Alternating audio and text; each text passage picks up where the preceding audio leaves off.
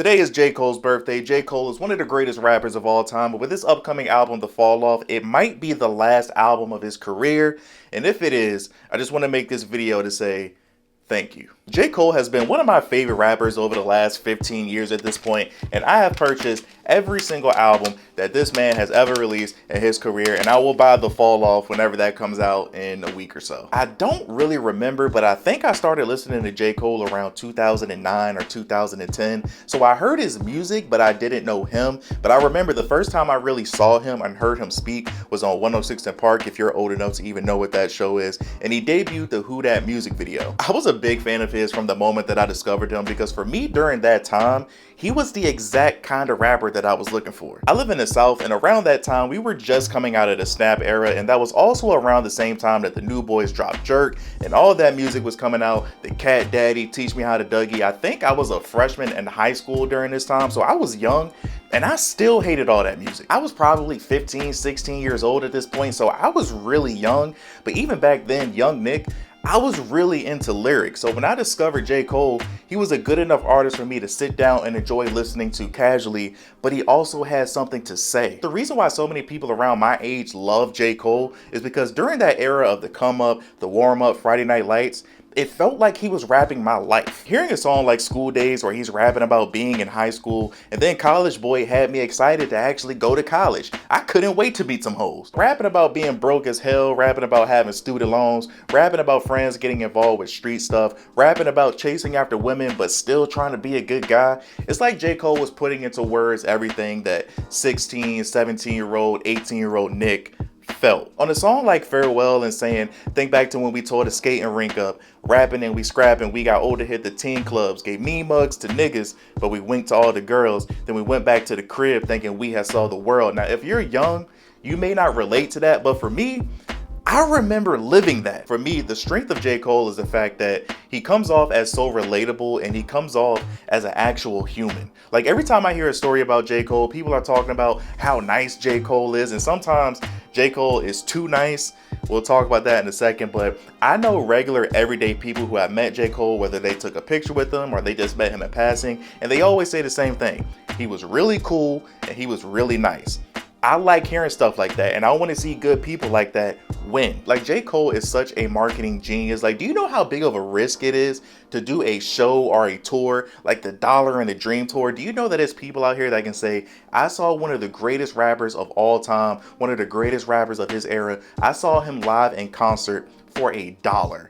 That is insane. Like, for me, I'm pissed because J. Cole and Big Sean, they performed at the college that I went to the year before I got there. Like, I think J. Cole and Big Sean performed at ODU's homecoming in 2011. If I can find a picture, I'll post it, but still mad about that. One of my favorite rappers of all time is Tupac, and I love Tupac not because he's the greatest lyricist in the world, but when he raps, you actually feel what he's saying. An artist like Drake is also one of my favorite rappers of all time, but I can't relate to him. I know a lot of people are down on Drake right now, but Drake is one of my favorite rappers of all time.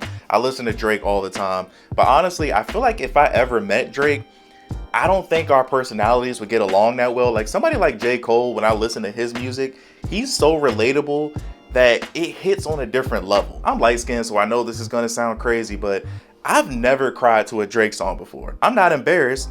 I've cried to J. Cole's music before. I've talked about this on this channel before. Back in 2016 was probably the lowest point I've ever been in my life mentally. Like, I was going through a strong battle with depression. Around that time in 2016, my dad had just died a few years prior. I graduated from college, which was supposed to be one of the happiest moments of my life, but I had a lot of student loan debt and I had no job. For the first time in my life, I had no structure. Like, at this point, I was in the real world. It was no more, oh, this is just summer break, but you're going back to school. At this point, I had to figure it out. Mentally, during that point in my life, I was really down bad. And during this point, I was living at home with my mom. And I remember I was in my bedroom drinking. I was drinking some Wild Turkey 151 or 101, whatever. But I was drinking. I was drunk as hell in my room. And I was listening to music. And I had my phone on shuffle. And I'll never forget, Love Yours came on. And I cried like a baby. Anyways, I feel like people have always been really harsh on J. Cole for some reason, and I never understood why. Like back in the day, if you remember, people used to call him J. Snore, they used to call him J. Bore. People would be like, oh, I'm tired, I'm about to go to sleep, let me throw some J. Cole on. That was always corny to me. I remember on 2014 Forest Hills Drive, people were making fun of J. Cole for Wet Dreams, and I hate niggas, bro. Like, I hate niggas that are always too cool. Like, niggas is always too perfect. Like, it's okay to laugh at yourself. As a man, how can you not relate to that song? Like, J. Cole does do some things that deserve to get clowned, like Fold Clothes. That song is terrible. Even today, for example, people are trying to rewrite history and say J. Cole was never in the big three, or there is no big three, it never was a big three. I can't let y'all do that. J. Cole was one of the ones that people thought would be a leader of the new school, and he was from the moment he dropped his debut album. Now, I ain't gonna lie.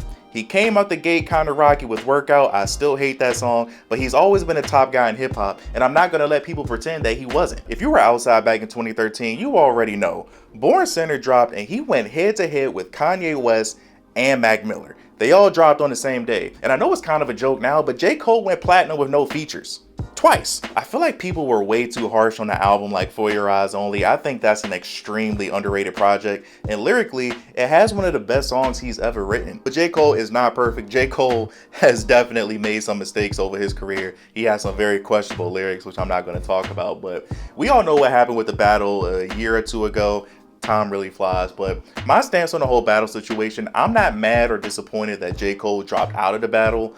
I'm more upset at how he did it. J. Cole saw where this battle was going and he did not want any parts of this, and after we saw how it all played out, I feel him. That entire battle was a mess, and with the sharp decline that we saw in hip-hop, you can make the argument that that Drake and Kendrick battle as a whole made hip-hop worse. Like Drake being called a pedo, Kendrick Lamar being called an abuser.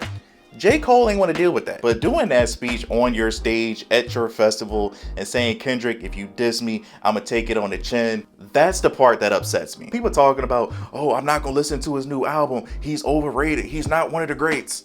Shut up. That moment did disappoint me, but it did absolutely nothing with how excited I am about the fall off. And when it comes to the fall off, I have no idea what to expect. I'm not saying I read this anywhere. This is just me using my brain. This is just me thinking. I would imagine he had to rewrite at least some, if not a large part of this album, because I feel like this album was supposed to come out a while ago, but it was so much that has happened over the last year. I feel like it would be really hard to ignore what happened, especially after the battle situation. And if you believe the rumors, I think Maul was the one who said this, but he said that J. Cole had a Drake and Kendrick Lamar feature scheduled to be on this album. I doubt that's happening, so I would imagine he had to rewrite a lot of this. Based on the song that he released a week or two ago, it seems like this album is going to be a double album, which I wasn't expecting at all coming into this. Like, is this going to be a story-driven album? Is this going to be a rap-heavy album where he's just rapping to show how good he is? Is this a feature-heavy album?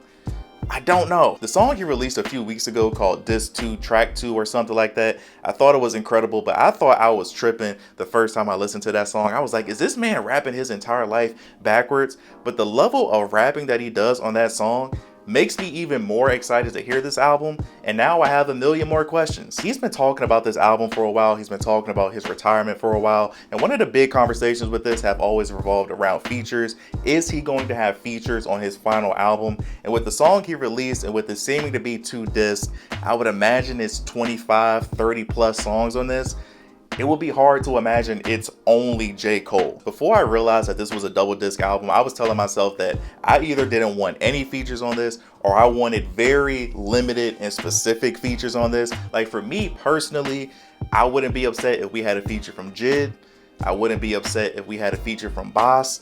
I know this isn't the most sexy name in the world, but as a longtime J. Cole fan, for nostalgia purposes, I wouldn't be upset if we got a feature from Omen. I can't believe I'm saying this, but I would love for a Nas feature on this album. A Nas feature, it just makes too much sense. I mean, going back to his debut album with everything surrounding Workout, Let Nas Down, having a Nas feature on your retirement album just makes sense. And for the love of God, can we please get a Jay-Z verse on this album? J. Cole used to be signed to Jay-Z. J. Cole cannot go his entire career having one Jay-Z feature, and that one feature is Mr. Nice Watch. I wasn't expecting this album to be double disc, and like I said, I just have so many more questions now with this being potentially being 2 discs. Like, would disc 1 be the more traditional J. Cole album? Would that be the 2014, the KOD, the off season? Is it that type of album? And then could disc 2 potentially be the bar heavy album? This is the feature heavy album. This is where he's just rapping to show that he's the best. I don't know. I feel like that could be cool. I just have so many questions now. Rappers say and rappers lie all the time that this is their final album. I'm retiring. When a person like J. Cole says that, I actually believe him. J. Cole, over the course of his career, he seems to be that type of person that he moves to the beat of his own drum. And if he is retiring, I hope we get the occasional, pop-up feature every 3, 4, 5 years or something like that. If this is truly his last project, and J. Cole, if you watch this video for any reason, again, I just want to say thank you. Musically, you were a big part of my life. You played a major role in some important years of my life. I feel like around the ages of 16, 17, 18, that's when as a person you're kind of coming into your own and you're kind of discovering your music taste. You were a big part of that. You've had a great career. You've accomplished so much. You lived up to expectations, and don't listen to these idiots on the internet. You are a part of the big 3. You are one of the greatest of your generation. You are one of the greatest of all time, and I'm hoping with this album you're able to give us another great project if this truly is the end of your career. And if you watch this video for any reason, from the bottom of my heart, my brother, I just want to say thank you. But thank you guys for watching. Like, subscribe if you're new here. We talk about a bunch of different things on this channel. Are you guys ready for the fall off? I cannot believe this album is actually almost here. I feel like we've been hearing about this album for so long. I believe it comes out February 6th, I think. So I believe that's next Friday. It is right around the corner. What are your expectations for this album? And also, I'm curious, what is your favorite J. Cole project, and what's your favorite song? For me, my favorite project is Friday Night Lights. My favorite song has always been Two-Face. I love that song. Let me know yours in the comment section below. Love you guys. As always, remember to tell somebody that you love them. Until next time, see you in the next life.